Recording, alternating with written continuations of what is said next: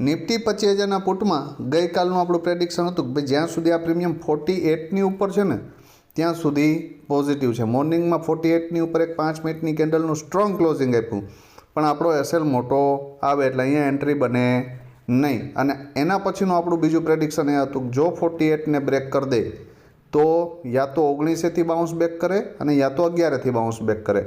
મતલબ કે જ્યાં સપોર્ટ લેતું દેખાય તો 19ની આજુબાજુ સરસ મજાની 15 મિનિટમાં પિનબાર કેન્ડલ છે, ચેક કરવું હોય તો કરી લેજો, બરાબર. અને ત્યાંથી બાઉન્સ બેક કર્યું અને લગભગ 25-26થી આ પ્રીમિયમ 85 પ્લસનો ટાર્ગેટ આપ્યો, મતલબ કે 3x પણ થયું.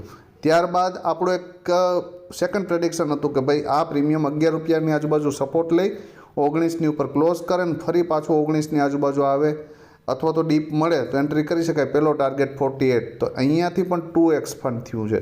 તો કેટલા મિત્રોએ આમાંથી કોઈ મૂવમેન્ટ કેપ્ચર કરી છે કોમેન્ટમાં જણાવજો.